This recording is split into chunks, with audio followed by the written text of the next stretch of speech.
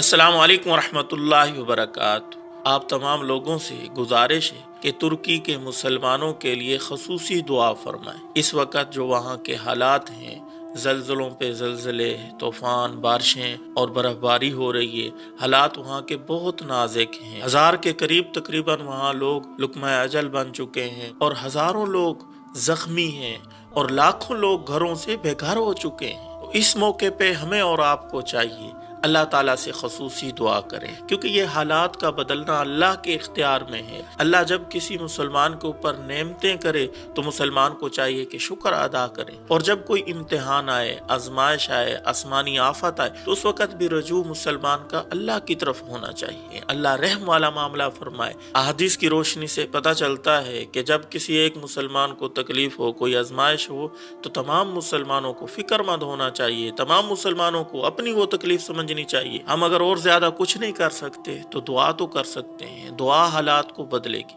یہ کسی کے اختیار میں نہیں ہے۔ یہ جو زلزلے اور برف باری اور اس قسم کے عذاب آسمانی آئے ہوئے ہیں، کوئی روک نہیں سکتا، میں نہیں روک سکتا، آپ نہیں روک سکتے، اللہ ہی روکے گا۔ تو اس لیے ہمیں اور آپ کو دعا کرنی چاہیے۔ جب بھی 5 وقت نماز پڑھیں، نماز کے بعد دعا مانگیں، تہجد پڑھیں، دعا مانگیں کہ اللہ تعالیٰ حالات کو بدل دے، اللہ تعالیٰ رحم والا معاملہ فرمائے۔ اور تمام مسلم ممالک کے جو صاحب اقتدار لوگ ہیں، ان سے گزارش ہے کہ ان کا مالی تعاون بھی کریں، کیونکہ لاکھوں لوگ گھروں سے بے گھر ہو چکے ہیں۔ اللہ تعالیٰ عمل کرنے کی توفیق عطا فرمائے۔ اللہ تعالیٰ مسلمانوں کے حال کے اوپر رحم فرمائے۔